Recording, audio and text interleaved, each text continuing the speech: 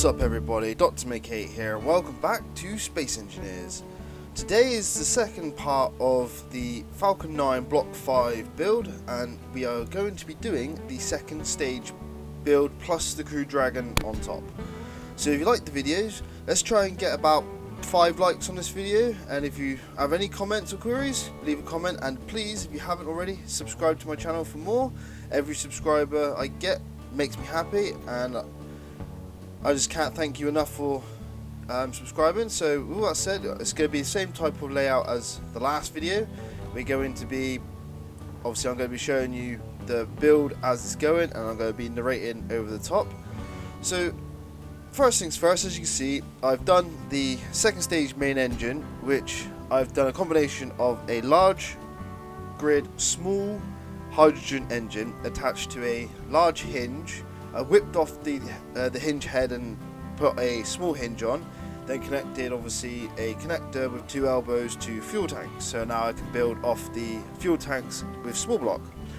So obviously the engine is a large grid hydrogen engine, and obviously I'm using the small grid to then finish out. But in the footage I'm doing now, obviously I'm trying to figure out how I can basically connect the second stage to the booster.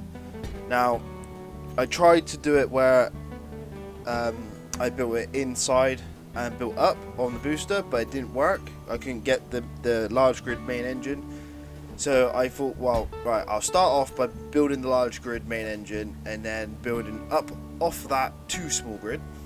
And obviously this little bit of footage now is just me like getting it right, because obviously it just kept wobbling. The Clang wasn't having none of it, and it was just falling down off the tower. But obviously the first one was because the engine was on, so it lifted up a little bit. The second time I turned it off, but it just wobbled. Yeah, Clang doesn't really like you messing around with large grid, small grid, especially if it's not tied down to the ground or anything.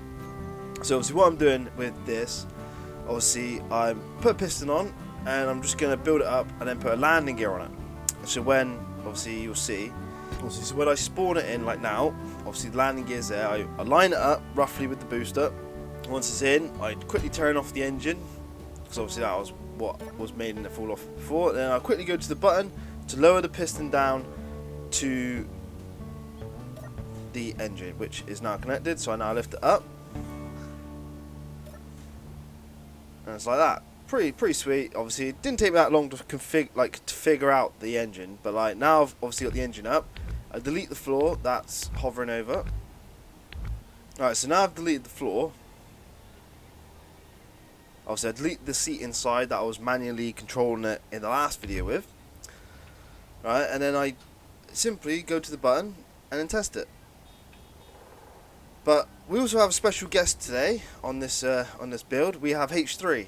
Now obviously there's no commentary or voice from H3 in this. This is just he's come in to help me with this build, to obviously do some of the, will help with some of the stuff. So obviously with what I'm doing now is I'm trying to work out where I'm going to be sticking the merge block to. Now obviously as you can see, I'm building off the small grid connector, not obviously the large hinge or engine, and I'm placing the merge block. Now as you probably can see by the footage, the second stage and the booster is not exactly lined up straight, and I have quite a good way of sorting it out later. But obviously H3 is essentially my eyes that I can't see in some situations, and he's also just here to help with the build as well, make it go a bit quicker. So obviously what's happening now is he's telling me what needs to happen, where it needs to go. So obviously he said, right, we need to adjust the piston up a couple like meters, so, or a couple just up a couple.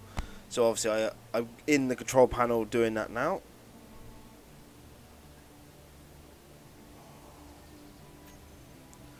And obviously I press the button, lift it up, press it again to drop it down to the correct height. And obviously I'll go check to make sure there's enough clearance. So we want it to be not touching, but we want it to be just clearing it, which is essentially what we have there. So obviously now we have that, we need to now like sort out the merge block for the booster. But To do that, we kind of need to move the booster out of the way and get it in the right position. So this is what I'm doing now. I've put another control seat in. I'm going to get it in it, and I'm going to essentially manually move the booster just to recenter it. Obviously I have to set up new key bindings because obviously it's a new chair. Yeah, and obviously everything's named, and obviously, like I said in the last video, if you want a good build and you got so much stuff in it, it gets a bit confusing. You want to name every single piece that you put down that you interact with, say engines, hinges, you know, everything like that. And then you, with like your control panels and your gyros or anything like that that's just on your build but you don't actually interact with, you can just toggle hide, and then your control menu will actually be smaller and a lot easier to navigate. Yeah. Yeah, so what I'm doing now, I'm just basically lining it up. I think it's about right. Looks about center.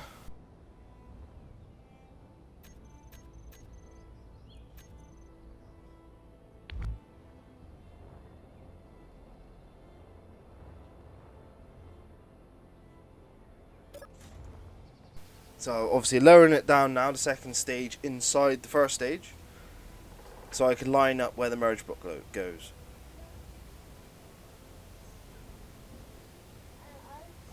So it looks pretty center, and obviously when I was doing it I obviously had H3 to guide me. Yeah, we've got enough clearance, so that's pretty good. I think it's about one block up. So basically as I build in the merge block, as you see in a second, I build it up from the inside, and then I want to place the merge block on top of that block. But to do that, obviously I need to lift up the second stage so I can place the merge block on. So obviously one more up, and then the merge block.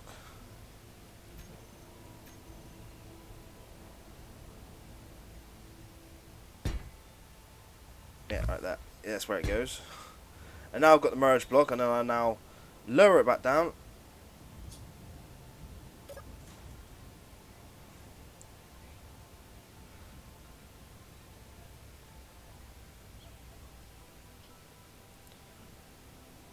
And as you can see, it doesn't connect. Now the reason it doesn't connect is because it needs to be basically in the same place. So what I'm doing now is I'm adjusting the piston to bring it up. Alright?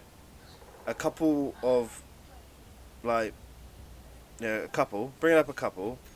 And when I do it, H3 says it's locked. So as I come off the control panel, it's locked. So it's pretty sweet. Now what I do is I disconnect now the landing gear from the second stage. Yeah, what I do now, I disconnect the landing gear from the second stage, and then basically lift up the landing gear and get rid of it, because we don't need it now. The second stage is now part of the rocket.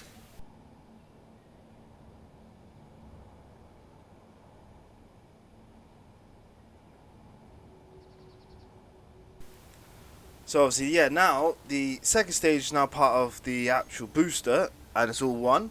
I'm now activating the symmetry mode on the second stage. Just make sure it's all the symmetry mode outed, so when we do the fuselage and everything else, we don't have to worry about doing all the sides. We just do like a quarter.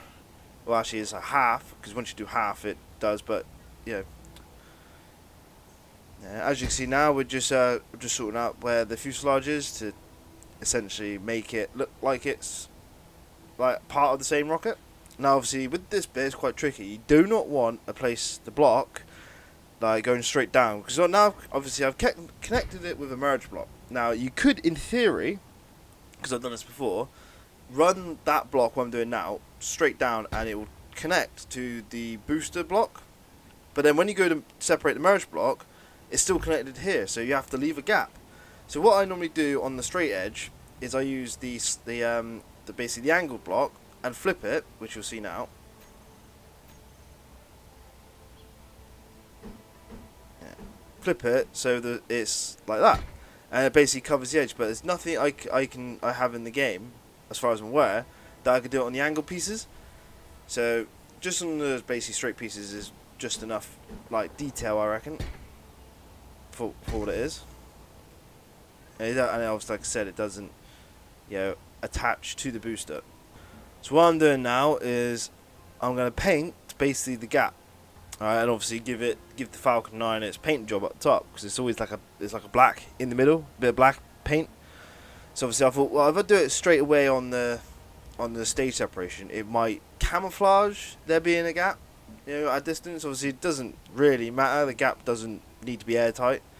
But obviously now I've done that, it's time to work on the second stage, like fuel, gyros and whatnot, along with the fuselage. So I'm going to build up the fuselage to where I think the height of the second stage will be, add fuel tanks. So as you see now, I've kind of got like the skeleton frame, of where I want to go. Now, time to add some hydrogen tanks to obviously for fuel. Now, you don't need it to be as high as the booster, because the booster's basically, in real life, the booster needs to get you just high enough, maybe outside like the main atmosphere, so that the vacuum optimized engine doesn't it has enough thrust to keep you going and speeds you up. So obviously in Space Engineers you kind of don't really need to have like sea level vacuum optimized engines, you just have to have one engine. So essentially I'm not sure how good, say, the second stage would be getting off the ground without it being like half a G, but essentially the booster gets you up, and then once the booster detaches, the second stage engine carries you to 0G in Space Engineers. So as you can see, I've got the height, got the connector for fuel that we need. So obviously if we want to place it in survival, we're going to need a means to refuel. So obviously we've got connectors on the same sides as we go. So if you want to build a tower with, say, pistons that push out to connect into the things to fill it up with hydrogen, you could do that. So obviously now, as you see what I'm doing, I am mapping out where I'm going to be putting the small hydrogen engines for the RCS, because all ships in Space Engineers kind of need all the thrust in all directions, so you can counteract yourself with, like, in space or when you're flying. And it does help for manoeuvring and stuff like that, because this game, it's not exactly like Kerbal Space Program. The gyros the gyros aren't enough to stop you from listing to the right or the left or forward and backwards. You need to have thrust. So that's basically why I put these small hydrogen engines in all the time. And obviously, if you've built ships on Space Engineers, you do know that you need them. The building blocks, or building a ship in Space Engineers, you need to have upwards thrust, forward and reverse, side to side thrust. And obviously in space you need I'd say downwards thrust. So you need thrust in every direction when you're in space. Whereas if you're using the planet's gravity, that you don't need no downwards thrust, you just need upwards. So obviously, let's just be doing all the plumbing, getting it all. Still want to try and keep it as minimal as possible for weight issues. And as you will see when we take off at the end of the video, this thing, I want to say, is sluggish, but I just think it's the fact that it's a big vehicle. The small grid engines just don't have the oomph that they would have in real life. So just add a bunch of gyros, because this second stage won't be attached to the booster in flight, so we still need our own gyros for the second stage. Now I'm not going cheap on these. I'm just gonna do the whole length in the middle, because you never know. You can always adjust them by turning them off, lowering the power if it's too much to handle. But for now, I'll just whack a load in. Now we're doing batteries, because obviously it needs power. I think I do 4 batteries in total, but I think I just show 2 here.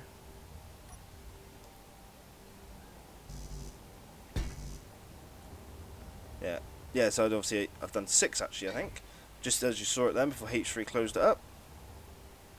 So obviously that's essentially the second stage, and that's the top, where we're going to be having our Crew Dragon. So the next stage of the build would be essentially placing the merge block on the top, because obviously the Crew Dragon detaches from the second stage. The second stage doesn't stay with it. And obviously with the Crew Dragon, we need a service module and a capsule. But because it's quite difficult in this game to link like oxygen and stuff through, say, merge block. Now, I had an idea when I was building, I was talking to H3, so once we put 2 hinges together, alright, and then have a timer block, that when we separate, say, the service module from the crew capsule, it then disengages the heads of the hinges, so we still have like oxygen and like stuff flow into the capsule from the service module, but when we disconnect, it literally is just it can disconnect completely without obviously ripping, having to delete pipes and whatnot. So maybe I'll try and do a version of that one in the future to see if we can actually work out having to disconnect pipes, because apart from obviously detaching heads from rotors and hinges, I don't know any other way you can actually detach conveyor tubes from, like, say, like, you know, like we put merge block together, and then you want to detach the top half and the bottom half, but you have conveyor tubes connected in the top and bottom half. When you let go of the merge block, they'll be still connected, they won't disengage.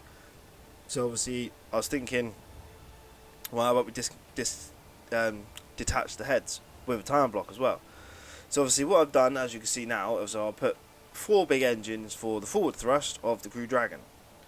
Now, obviously H3 was saying, isn't that a bit overkill? But obviously my idea is that you want to be able to disconnect the second stage when you get to about 0.10 G. Alright? That way, then, once you disconnect, the second stage can fall back to the planet, and then you can just thrust to 0 G. Which does work. Now, that is basically where I've done the floor now. That is essentially the service module, where all the power, the oxygen, and whatever you want can be stored. Now, H3 is going to work on the service module with like the oxygen, running pipes for like to make it pressurized, have batteries, and obviously your multi-axis engines for when you're in space.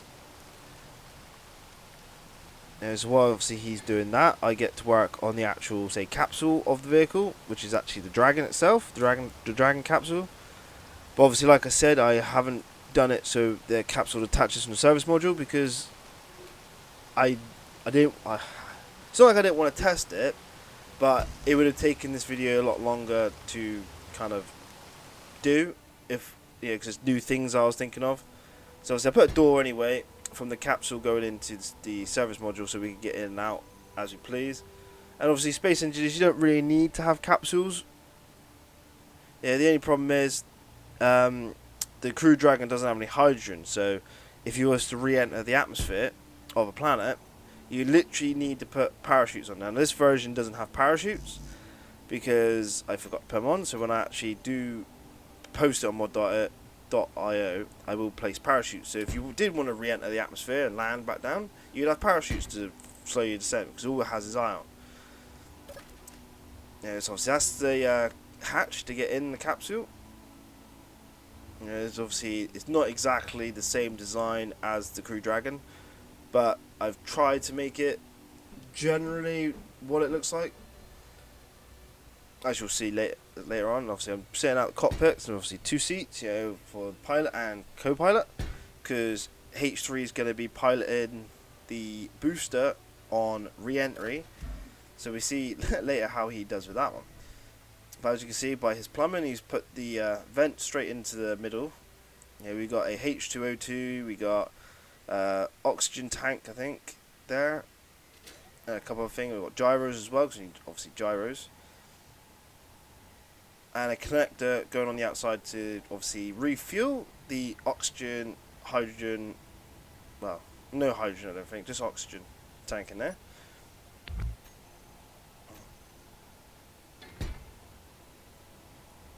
So what I'm doing now is, this is essentially the docking port for the International Space Station. So obviously when the nose cone opens up, there's a docking port there. Now, obviously, I say obviously quite a lot, but essentially, in a future build, if I was to build the ISS and do a docking hatch, I may put a merge block somewhere on the front there, and then have it connect so the two doors will literally be connected. So you have you have to open one door, then another door to get into the side station. That way you don't lose any of the atmosphere. So there's an idea. Obviously, I've stuck 4 engines for reverse thrust. Obviously, in space you need reverse thrust.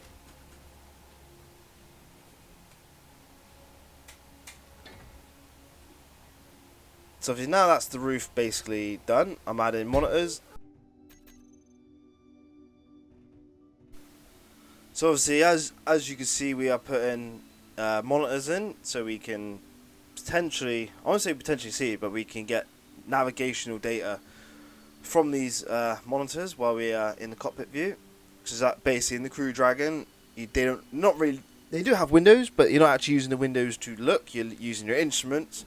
And in the Crew Dragon, you have a giant well, not say giant, but you have a nice touchscreen panel in front of the astronauts that they touch, and you've got like an iPad that is connected to that computer in front of them, and it's pretty sweet. It's better than having 1,000 buttons than like the space shuttle and Apollo and everything else does. It's nice futuristic touchscreen which shows the display, the orientation, data, telemetry from the International Space Station, quite a lot of things. Proper nice. But obviously in Space Engineers we don't really have a lot apart from the basic scripts that come with the Xbox version of the game. So we have the horizontal line, we have fuel, we have planet's gravity, we have speed, and I think H3, because H3 is doing this programming while I'm mapping out the buttons. He does weather, I think, in the right side, the right monitor, because there's now weather in the game. Crazy, isn't it? So what I'm doing now, I am doing the nose cone. Now, I have problems with doing nose cones in this game. It really does my head in, because I've used basically I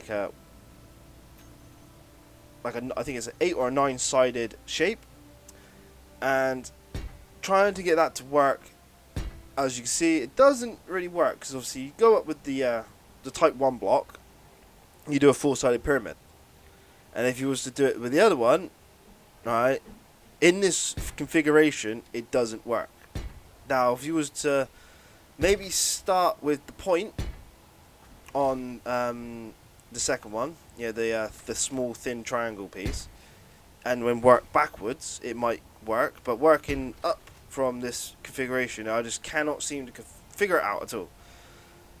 So basically I just do the pyramid and I fill the gap up with like square blocks, so it looks the part, but it's not exactly aerodynamic.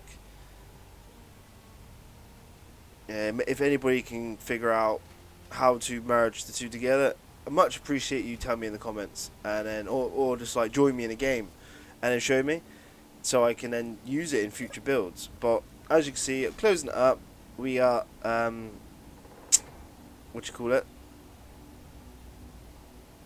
armored blocks.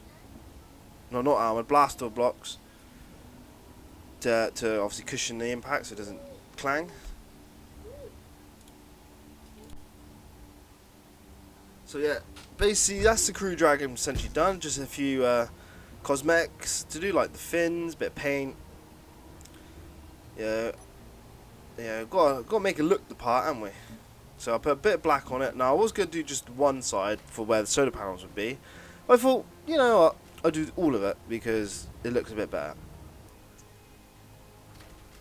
Just doing like a pre-flight check, making sure everything we need is where it is. You don't want to go into space with nothing or half stuff. So we're looking at it now, making sure looks right, everything's okay. Now I'm obviously going to map the buttons for the toolbar in a minute. Here we go.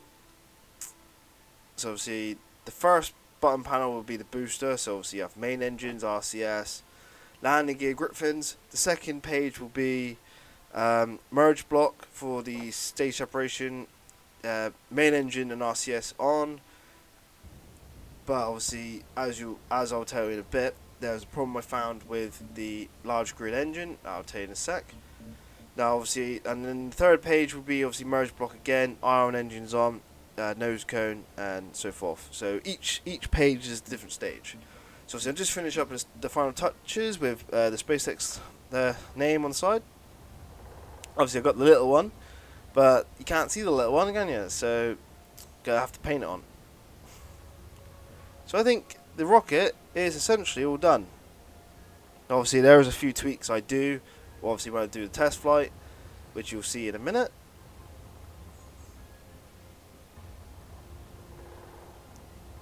But I think all in all it looks pretty good.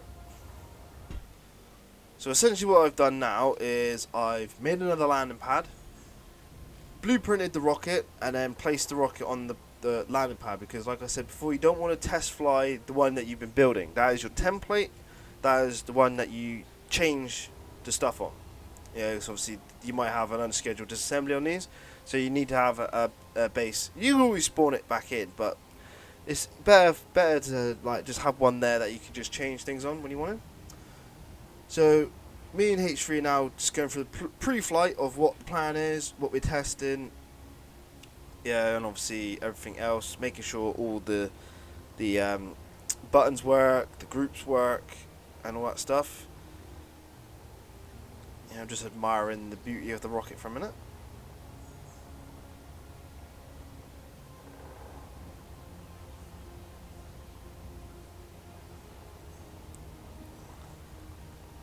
Now another little detail that H3 worked on is he set up a timer block on the doors, so the doors shut when on a timer. So so don't always let out the the oxygen. That you can like literally just keep it going. So I think what we're doing now, we're test flying it. I've set all the tool buttons up, so we're ready to go. So here we go. And as like I said earlier, the thrust of the 9 engines doesn't give it that oomph to go quick. So like it shoots up into the sky, it kind of crawls. But at least it goes up and it doesn't just sit there hovering because the engines aren't powerful enough. But yeah, no, it does go, so that's good. No issues on the main engines on the booster for the whole weight of the vehicle. So obviously now we skipped ahead, we're doing second stage separation, or first stage separation from the booster. Here we go. And that's clean as a whistle. The only problem I had with the second stage main engine was simply the fact that when I turned it on and throttled up, it didn't throttle. So you have to do thrust override on the toolbar for it to go up. So then you obviously have to do thrust override to go down, to throttle down. So just keep that in mind when you when you're toying around with this, when I release it. And obviously H3 is now in control of the booster from the control seat he's in. And I'll just see if you guess what he does. This is the first time he's flying it, so it doesn't too bad. He kind of gets on target. So obviously that's the second stage going in. Then obviously with the thrust override, you can technically just leave it going, and then you have to press like forward. But here's H3 with the booster. Obviously he's shot over the landing pad, and well, not enough thrust, and then kaboom. It wasn't bad. He got down, but I think we have to do get words out. We have to do a bunch of testing on what is the best height to start firing your engines to slow down, because I tried at 1,000 meters or kilometers, and you hit about 30 meters a second and you still at the ground. So this is the stage separation from the Dragon from the second stage. As you can see, obviously nose cone opens up to reveal the 4 engines inside for the reverse thrust. Obviously a forward thrust in the big engines at the back. Now as you can see by the batteries, they are using 100%, so we need to put more batteries in so we can compensate for that in a survival game. But essentially, yeah, no, it works. So that is the Falcon 9 Block 5 Crew Dragon build. Yeah, that's the full stack. That's how we built it. Obviously I had help from H3 on the second stage in Dragon, but you know, essentially it's just an upscaled version of my previous ones if you played around with them. So please let me know your thoughts on the build. Obviously the next video I'm doing is a fairing piece on top of the Falcon 9, so we're just going to whip the dragon off, put a fairing on, and I've built a satellite inside. I've already done the video, but I just need to edit it. So yeah, if you like it, please hit the like button, don't forget to comment and subscribe, it really does help the channel out. Let's try and hit about 5 likes, you know. With all that said, you know, thank you for watching me and listening to me go on and on and on, and let me know if you liked it. So yeah, with that said, that is the Falcon 9 Block 5. I'll post up on mod.io once I've done the tweaks and grouped up a few of the things. So I've been Dr. McKay, thank you for watching, and I'll catch you in the next video. Cheers.